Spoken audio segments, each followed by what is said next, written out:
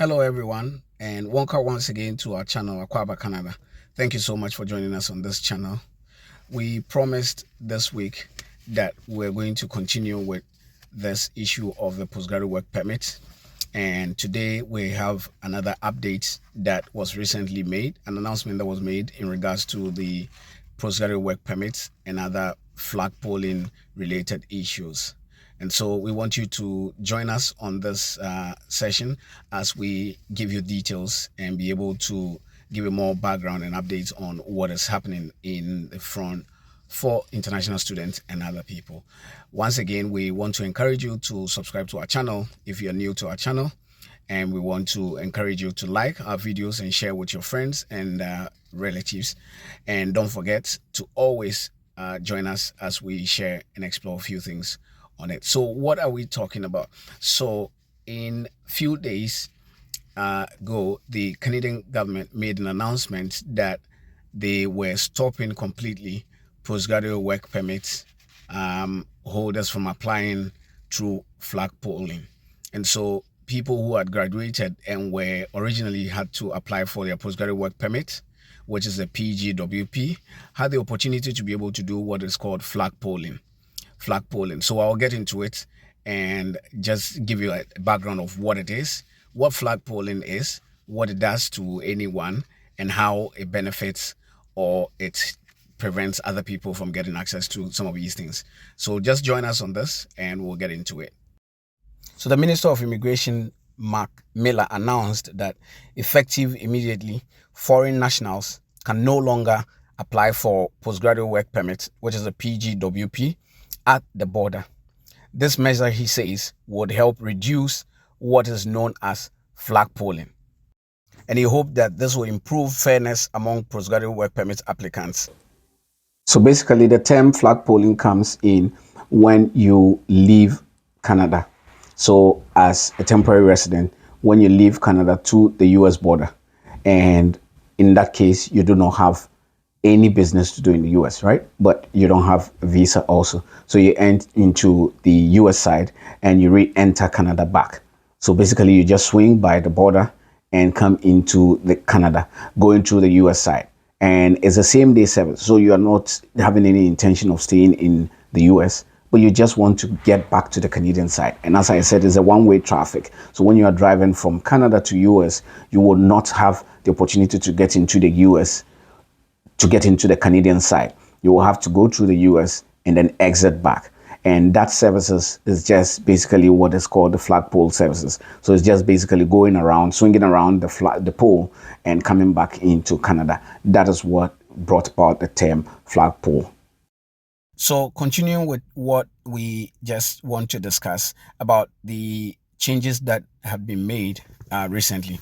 Now, on June 21st, 2024, the immigration minister made an announcement, and this was the caption that he gave: Canada improves fairness for applicants by ending post-graduation work permits, which is known as flagpoling. And just as I've explained to you what flagpoling is and given you a background of what we're talking about, we'll just dive into the release that was made. So it came from the Immigration, Refugee and Citizenship Canada. And this release was made in Ottawa. So this was June 21st. A safe and secure flow of goods and people across the Canada-United States border is critical to North America's economy and the close person-to-person ties that Canadians and Americans enjoy. So essentially, it's trying to give you what the border is meant for, what the border between Canada and US is originally meant for, and other services which had been introduced later on. So primary objective of the border is to be able to allow for critical services, right? So to allow the flow of goods and people across the border. So for instance, if you're going to the US and you want to drive, you can go to the border easily into it once you have the valid document. If there are goods that needs to come from US to Canada, it does that. Like other big companies do shipment and other food and other materials. They all go through that services. And just like we have in other countries where we have our borders and things flow smoothly. So that is the primary objective. That's the primary reason why the borders were created.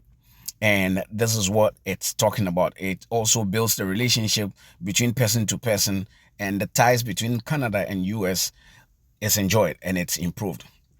Now, so let's go on. It says, that's why we continue to look for ways to make it easier and faster to cross the border without compromising the integrity of our immigration system.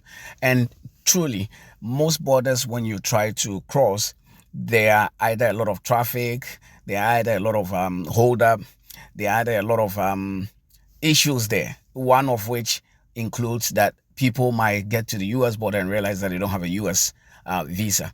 So clearly, they will have to be processed to be returned back into Canada. Another thing is that people might get there and maybe their visas are expired or other things.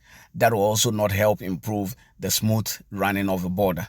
People might also get there with other means. You have to be interrogated, all of those things. So the border is just there to ensure that all these things move easier and these services run smoothly. So between the US and the Canadian side, everything is done and without compromising integrity. So security is important, right? The integrity of the border is very important to every one of the country. You also want to ensure that people are able to go there without having any issue. Now, so today, the Honorable Mark Miller, who is the Minister of Immigration, Refugee and Citizenship, announced that foreign nationals can no longer apply for a postgraduate work permit, PGWP, at the border, effective immediately. And this is from 21st of June. Now, this was a crucial decision that was made that is going to have huge impact, huge effect on international students.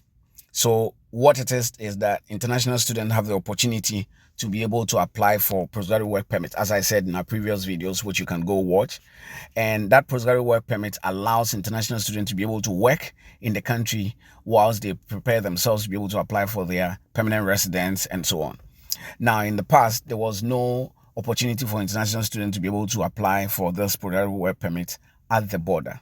However, changes were made which allowed students to be able to apply for postgraduate work permits. And so when you go there, it's faster, right?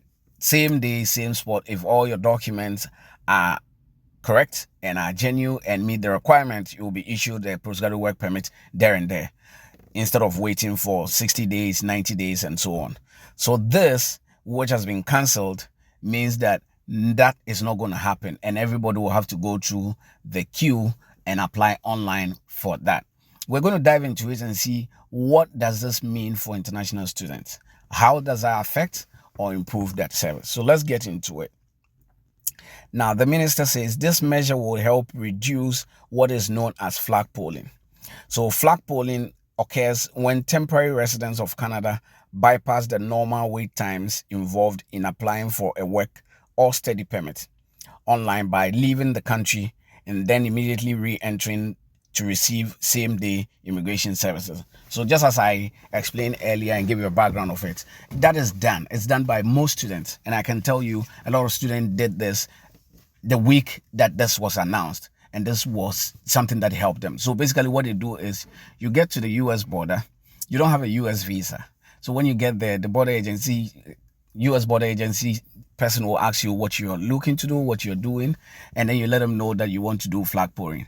Basically, you don't have a visa to get into US and you don't intend to stay in US. So you just want to get to the Canadian side because the border is a one-way traffic, right? When you're going towards the US, you only can meet the US officials.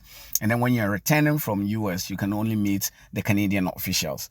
So once you do this, they will get your document, process you, and give you a form so that you are not refused entry into US. So it's not like you came in and you tried to get into US and you were refused. No. So they will give you a document which shows that you have not been refused or you have not been bounced, right? So that document will be given to you, and then you would have to drive around. You, in some cases, you'll be escorted, or in some cases they will show you where to drive, and then you get into the Canadian side and go to that Canadian side, show that document to them which shows that you were not deported from US, but legally you wanted to get to the Canadian side and you wanted to do ABCD, and that document is what you use to be able to do it. So that service kind of help because it moves really faster and it helps students.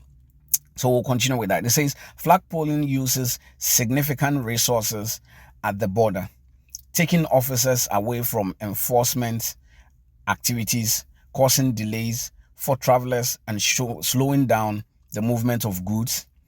So the minister is just re-echoing the challenges that they are facing at the border, the primary objective of the border, the reason why the Canada border agencies are there and what they are meant to do. And he's saying that the flagpoling is causing delays. And this, in some way, we can say is true in some way, because people go there to renew their postgraduate work permit. People go there to even apply for work permit. People go there to do a lot of things that he's saying that are not related to their primary objective of setting up that border. So the border was set up with some objective, but these ones are not part of it. However, it has become the situation that the influx of students going to the border to have these services done is slowing other services that they are looking to be able to get. And he gives some updates here, some background. He says from March 1st, 2023 to February 29th, 2020, PGWP, which is postgraduate work permit applicants, represents about 1/5 of the foreign nationals who attempted to flagpole. So 1/5. So if you take an average, 1/5 of the services that they provide between this period, and this is statistics, right? 1/5 of them is coming to do this, wanting to apply for postgraduate work permit or attempting to do that. Let's also note that it wasn't a situation where everybody comes to apply for that and they get it. Sometimes you might not get it based on your requirement and all that. So it is a border to them, and that's why they're making this. Now, the government of Canada is taking measures to encourage applicants to apply in Canada rather than flagpole. Now, let me explain this. So some of these services can only be applied in Canada. It's just like study permit. Study permits can only be applied outside of Canada. So if you're in Canada, you are not legally, you are not allowed to apply for study permits. So those are some of the things. Some services can be applied within Canada. Some services can be applied outside Canada. They've segregated everything, and the services are listed in the way that you can do. So one of which is that the postgraduate work permit is supposed to be applied in Canada. Now, when you go to the border and you do flagpole, it is considered as you applying for the service outside Canada, because you went to US, almost exited, and you're coming from US to come apply for it. You understand the situation? So it's almost like you're applying outside of Canada. Now, we continue to improve processing times and are moving towards a more integrated, modernized, and centralized working environment to help speed up application processes globally. And I can bear witness to this, and most students will tell you the online application services sometimes can be very frustrating, sometimes can be very, very disturbing. It can be so much overwhelming, such that you apply, you don't know what is happening. Your application will just be held in the system. You call, you don't get any information. All the people on the lines will tell you is that the application is in process. So there's a lot of frustration that comes with these applications. The reason why people kind of prefer going to the borders, because then you would get someone to speak to, explain yourself if you have any questions, and get your application processed faster. However, when you apply, there are timelines to it, and we'll show you. There are timelines to postgraduate work permit. Sometimes it says 60 days, sometimes it says 90 days, and so on. But I tell you, somebody puts in an application, and I've seen students where they applied for postgraduate work permit, and it took them 3 months, sometimes 6 months, sometimes close to a year before they got their postgraduate work permit. So clearly, it was very frustrating. But the minister is saying that they are looking at improving the service and getting a more centralized system to be able to work on application processing. And truthfully, now people apply for postgraduate work permits and the applications are processed faster. Now it is happening. People apply and within 3 weeks they get it. Sometimes within 4 weeks they get it, which is like a month or within that period, which is good. So they are looking to improve that, and they are aware of that situation. They are aware of that problem. Now, the change announced today increases fairness among applicants and is another step that the government of Canada is taking to reduce flagpoling. So they are looking at what is fairness, right? It's just, I mean, and it's right that some people who apply online and the applications take so much time to be processed. However, other people who have the opportunity to be closer to borders go there and they get it in a day. So they are saying that that is not fair to the system. And clearly that's not fair to some students. Reason being that other people are not closer to the borders. They are very far away from the border, right? And for some reason, they might not have people to even drive them. They don't have a car. They don't have the resources to go to the border to be able to do all these things. So in those cases, they consider that as an unfair situation.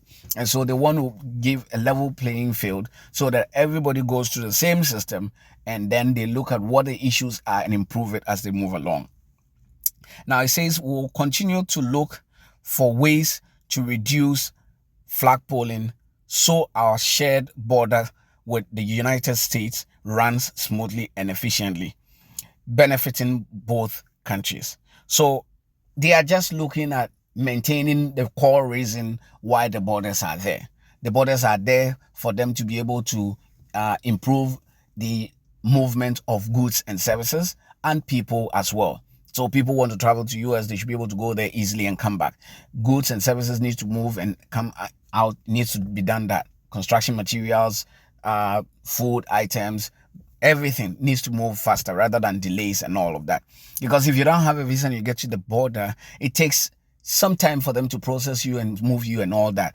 That brings hold up to people behind you and all of that. So what does this mean to international students? It means that moving forward, you should not try because you will be returned. You should not even waste your time. It means that effective immediately, you can no longer do flagpoling for postgraduate work permits. And this has become a very common phenomenon in Canada.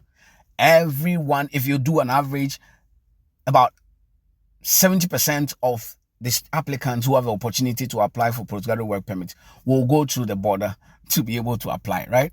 So they are stopping this and they are saying that this is not going to happen. So everybody should go through the border to be able to apply. And here are some quotes that I will just bring you back to it. Whilst he was making this announcement, he says, whilst we continue to support and recognize the contribution of international graduates to Canada's labor market. So they are recognizing that. They are not taking that for granted. And this measure is not to belittle the the importance of international graduates and the benefits that they bring to the Canadian economy. Not at all. That's what he's maintaining. Flagpoling is unnecessary. He says it is unnecessary because you can apply for it. Why? Because once you apply and you put your application in and you get your confirmation of application, you can still use that to start working whilst you wait for the work permit. Technically, once you get your application in, your status has been maintained and you can still continue to work and do other things till you wait for the approval.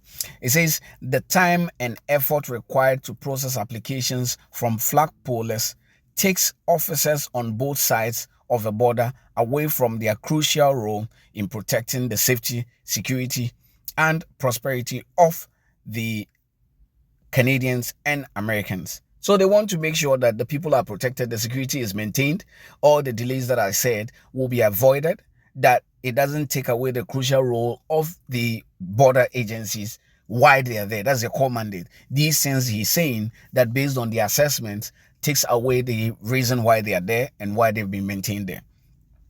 This measure would help prevent this practice while maintaining the integrity of our immigration system.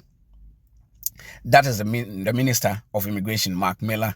That's what he says. Now, I continue with it. He says flagpoling places an undue burden on our border services officers. With this change, we are taking a measured approach to combating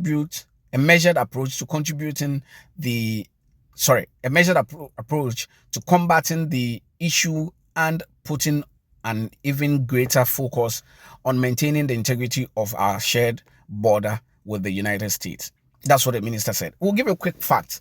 because sometimes it's important to know the basis for some of these decisions that are being taken. So we'll continue with this. It says quick facts about what is happening. It says in most cases, a study permit expires 90 days after the expected completion of an international student study program. So once you complete your program, and that is the situation, 90 days after that, even if you have validity extra, it expires completely. So you are required to apply for postgraduate work permit. When an eligible graduating student applies online for a postgraduate work permit before their study permit expires, they can work full-time while they wait for the approval on a work permit. And that's what I said earlier. You can still work. Once you put in the application and you get a confirmation, you are allowed to work full-time and receive an automated letter that can be shown to employers. And that's what we all did. Most students, that's what you do. Once you finish, you complete your school and you get your completion of enrollment and all of that, and you put in the application, you can start working full-time without any hesitation. You just have to show the confirmation letter that was given to you. When a work permit is approved, it's mailed directly to them. And that's the truth. It's mailed to them as opposed to the flagpoling where it's handed to you right there. Flagpoling hours were recently reduced, and that's what I said. It was reduced. They did some changes. They reduced it to 12 ports of entries across Canada. They reduced it, not allowing the whole of Canada, but allowing some section to be able to do the flagpoling. So I always say that they don't just take a decision on any day without doing a total review of a system. And so they will do some adjustment, they will do modification, they will do some changes ahead of that. And that changes will lead to what they want to do finally. So it says flagpoling hours were recently reduced at 12 ports of entries across Canada to allow border services officers to efficiently process the larger volume of travelers in peak periods and to focus on other key priorities, including high-risk travelers and trade facilitation. And truly, in the summer period, from now till about September, a lot of people will be traveling around to Canada, to US, so there's a lot of traffic. Most of the borders, you will have huge holdups. In New Brunswick here, we have about 2 or 3 or maybe more. Yeah, I think we have more. So we have more entries, but I know of 3 that we have in New Brunswick that we can get access into US, and primarily you can get into Maine, Bangor and all those places. However, flagpoling kind of hinders that process, right? Because you're driving through the same line and you have to go through the US before you come here. In other cases, some borders you will find the Canadian side straight away, but in other cases you have to go through the other side. So that's what he is trying to indicate here. Now, other recent measures to address flagpoling has included, and this is what the minister said that they've done, speeding up processing times for in-Canada work permit application. And that's what I said, that they have improved it. So some students have applied and gotten it within 3 weeks. So that it's true. They have been able to approve it. But in the past, it was a challenge. Simplifying online application forms and processing so foreign nationals can continue working while they wait for a decision on their new application. And he continued to say, authorizing workers to start working for a new employer right away rather than wait to have their work permit approved. So this is also something that they did that really helped. So once you apply, even though it takes time, you can still work until a decision is made. So this is just a background of why the decision was made to stop this. So flagpoling, just to let you know, is that flagpoling has been cancelled with immediate effect, and no one is allowed to be able to apply for postgraduate work permits at the border any longer. Every student would have to apply through online to be able to get the application worked on. So I want to thank you once again for joining us on this session, and I hope this information is useful to all our students. Let's make sure we share this video and make sure that you subscribe to our channel if you're new. Make sure that you also like our channel so that once we post anything, you will be the first to be able to have access to those information. As we say always, we try to bring you updates that will help in areas that would improve the services. So as a student, please don't go to the border and have yourself fixed in a situation where you cannot have access to this service. Make sure that you apply it online And until we meet again, we want to say bye-bye and thank you all for joining us on Aquaba, Canada. Thank you.